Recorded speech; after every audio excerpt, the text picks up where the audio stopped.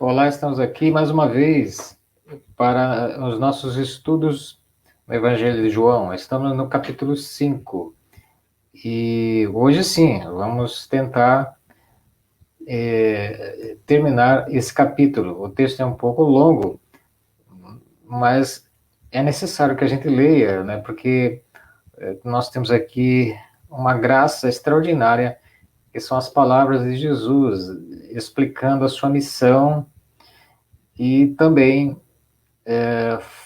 queremos tirar alguns sinapses, algumas pinceladas nesse texto. Então, queremos logo ler, né, para que a gente possa, então, usar muito bem o nosso tempo aqui. Então, estamos aí no capítulo 5, como eu falei, e vamos ler a partir do versículo 19. Diz assim, o Evangelho de João: Então lhes falou Jesus: em verdade vos digo que o filho nada pode fazer de si mesmo, senão somente aquilo que vir fazer o Pai. Porque tudo o que este fizer, o filho também semelhantemente o faz. Porque o Pai ama ao filho, ele mostra tudo o que faz, e maiores obras do que estas lhe mostrará, para que vos maravilheis. Pois assim como o Pai ressuscita e vivifica os mortos, assim também o Filho vivifica aqueles a quem quer. E o Pai a ninguém julga, mas ao Filho confiou todo o julgamento, a fim de que todos honrem o Filho do modo porque honram o Pai. Quem não honra o Filho não honra o Pai que o enviou. Em verdade vos digo: quem ouve a minha palavra e crê naquele que me enviou, tem a vida eterna. Não entra em juízo, mas passou da morte para a vida. Em verdade vos digo que vem a hora, e já chegou, em que os mortos ouvirão a voz do Filho de Deus, e os que a ouvirem viverão.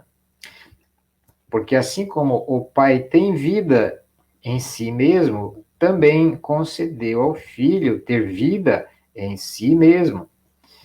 Ele deu autoridade para julgar, porque é o Filho do homem.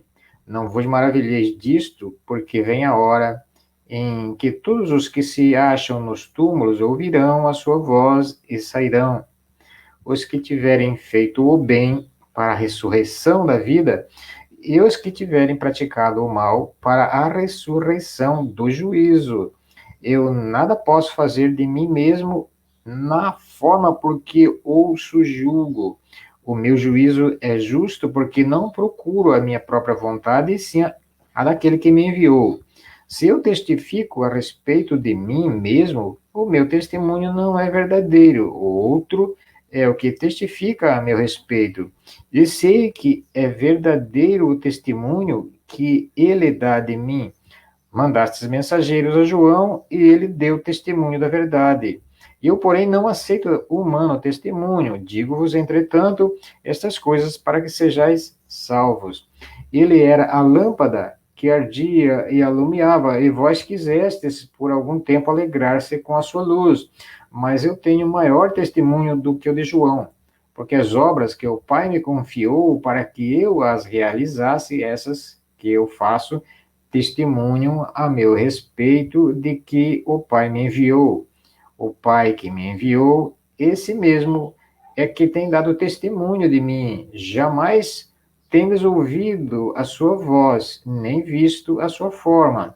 Também não tendes a sua palavra permanente em vós, porque não credes naquele a quem ele enviou. Examinais as Escrituras, porque julgais ter nelas a vida eterna, e são elas mesmas que testificam de mim. Contudo, não queres vir a mim para terdes vida. Eu não aceito glória que vem dos homens. Sei, entretanto, que não tendes em vós o amor de Deus. Eu vim em nome de meu Pai, e não me recebeis. Se outro vier em seu próprio nome, certamente o recebereis. Como podeis crer, vós, os que aceitam glória uns dos outros, e contudo não procurais a glória que vem do Deus único? Não penseis que eu vos acusarei perante o Pai. Quem vos acusa é Moisés, em quem tendes firmado a vossa confiança. Porque se de fato cresceis em Moisés, também creríeis em mim, porquanto ele escreveu a meu respeito. Se, porém, não credes nos seus escritos, como crereis nas minhas palavras? Vamos ao Senhor em oração. Mais uma vez, Senhor, estamos aqui com a tua palavra. Ela é a que testifica, ela é que comprova quem és tu. Senhor, isso é graça, isso é uma tremenda graça, ao qual o Senhor, além de vir se tornar um ser humano, nos deixou os escritos que, como o Senhor mesmo diz, devemos ir a eles, porque são eles que comprovam a veracidade de quem tu és. Ajuda a todos nós, Senhor, a viver essa verdade e não confiar, como o Senhor mesmo diz, nos pensamentos caídos dos seres humanos, inclusive de religiosos, que se professam teus filhos, mas têm, na verdade, destruído ou desconstruído a, a verdade que é a tua palavra. Aplica isso ao nosso coração e àqueles que também estão dispostos a ouvir a tua palavra, que é ouvir o Senhor. É no nome do Senhor que oramos. Amém. Bem, queridos, nós, na verdade, queremos tirar alguns pontos importantes, né, nesse texto, mas o que a gente percebe, né, numa visão aqui mais panorâmica, podemos dizer, é que Jesus está falando a respeito da sua missão, falando da sua condição de filho e da condição dele ser um só no Pai. Não é? E quando ele fala que ele faz aquilo que o Pai também faz, ele automaticamente está dizendo, nós somos uma pessoa só. E essa graça extraordinária de ter o próprio Filho de Deus, a natureza de Deus no ser humano, que foi gerado não pela vontade de uma mulher ou de um homem, não é? Mas foi, inclusive, Maria, quando ela foi contactada pelo anjo Gabriel, ela falou, como que eu posso gerar um filho? Mas eu não sou casada ainda. Então, a geração do Filho de Deus, ou seja, de Jesus, já é algo extraordinariamente gracioso. E Paulo diz que ele se humilhou exatamente se tornando um ser humano, não apenas na cruz que ele se humilhou. Lá foi o ápice, né, da humilhação e da rejeição do ser humano a ele.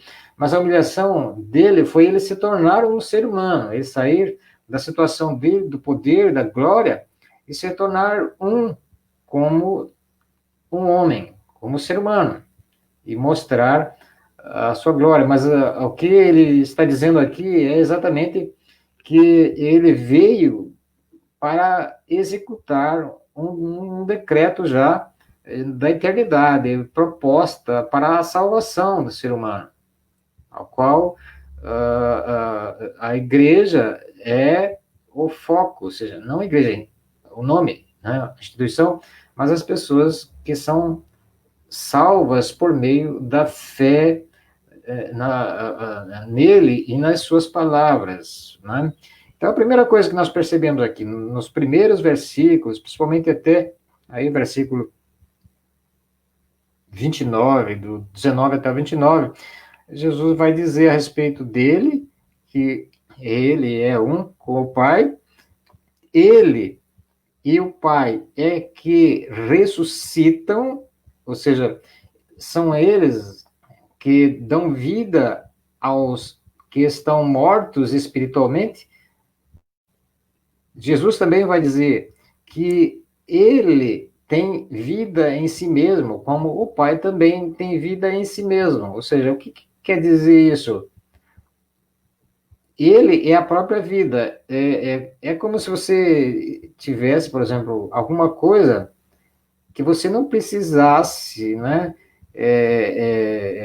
acender ou dar alguma injeção para que ele se movimentasse, né? Ele automaticamente ele faz aquilo. Estamos dizendo aqui de uma coisa que é criada aqui por nós, mas no caso aqui de Jesus, ele tem a vida em si mesmo, ou seja, a vida está nele. Ele mostrou isso, inclusive, na morte e na ressurreição. Por isso que ele falou para os seus discípulos: eu vou dar a minha vida e vou tomá-la de volta.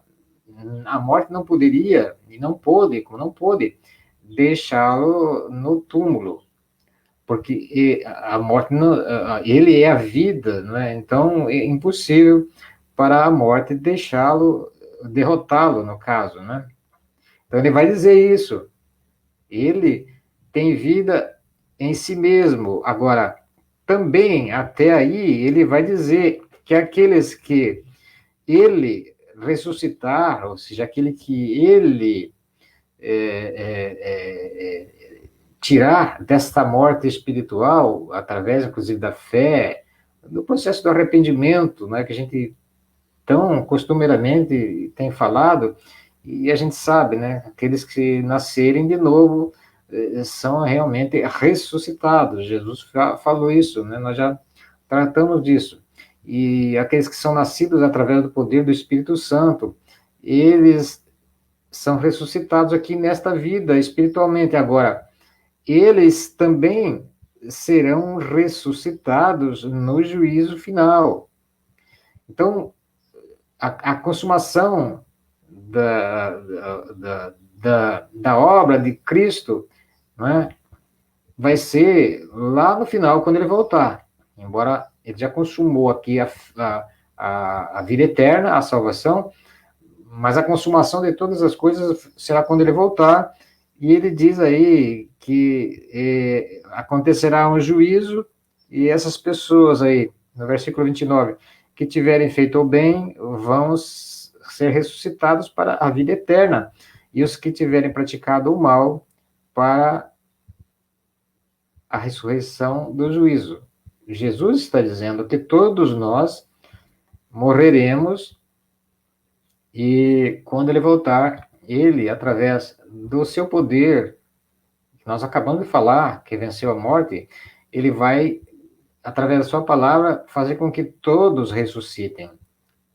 Aqueles que tiverem feito o bem para a vida eterna, e os que tiverem feito o mal para o juízo eterno e para o inferno. Aí nós estaremos, então, vendo a consumação, ou seja, a sentença justa de Deus. Né?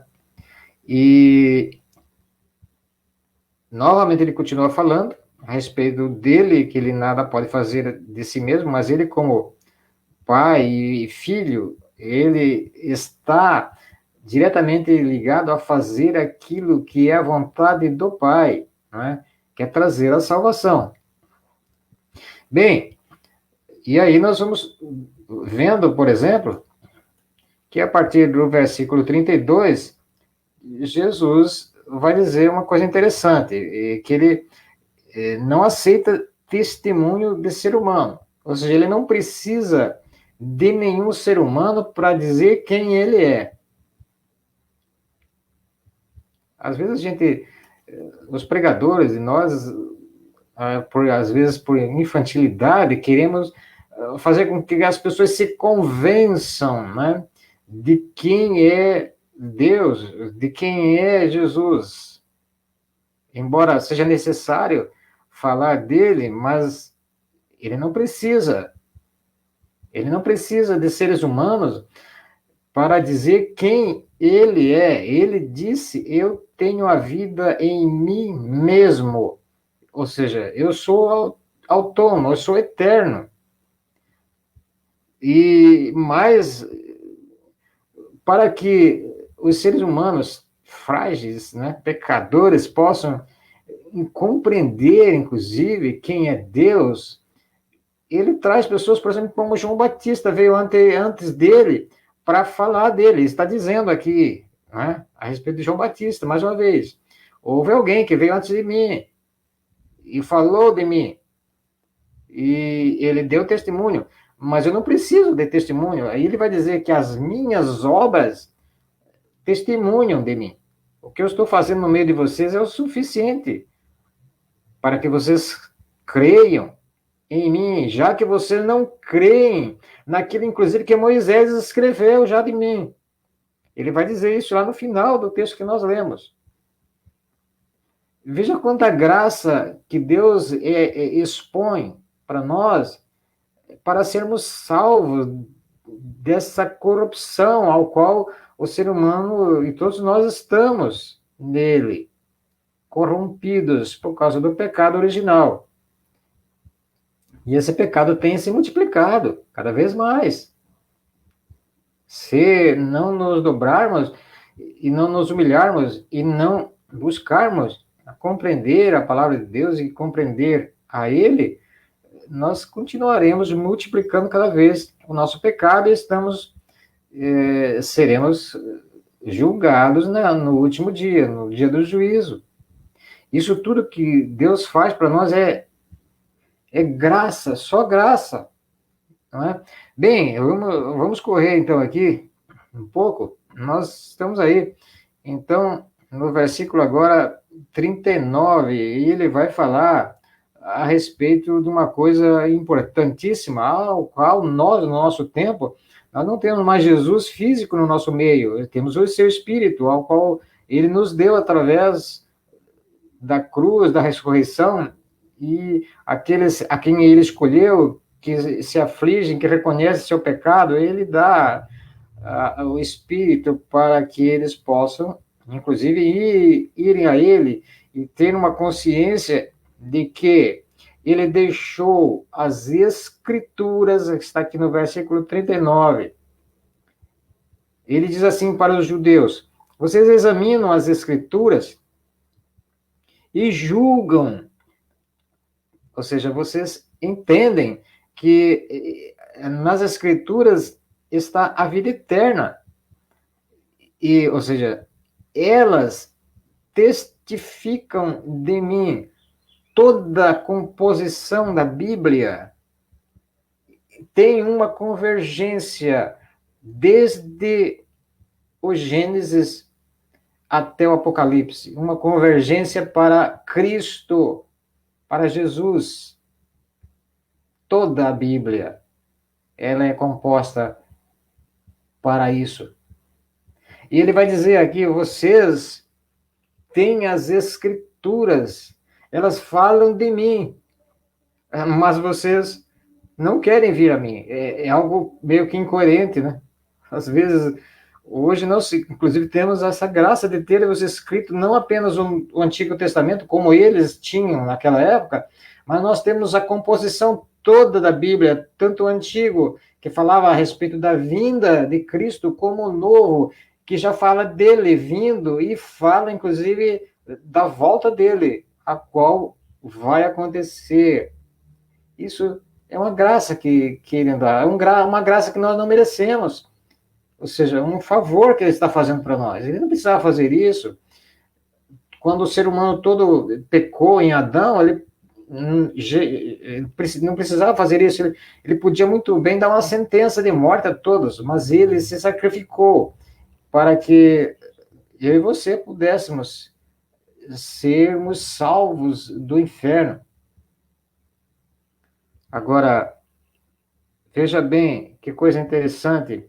Ele vai dizer aí: vocês não vêm a mim para teres vida eterna, mas se alguém vier no seu próprio nome, com palavras humanas, vocês vão aceitar isso.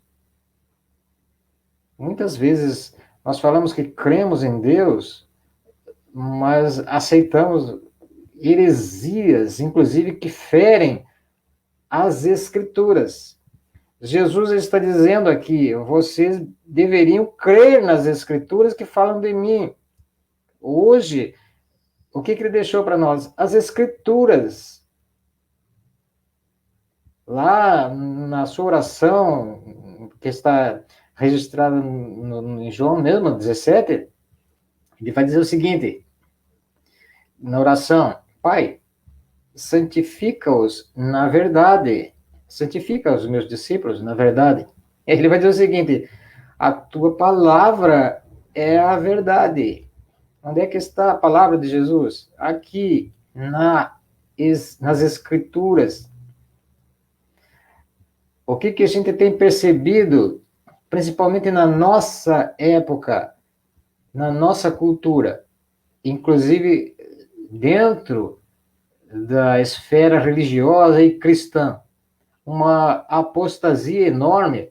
Por quê? Porque as pessoas não vão para as Escrituras.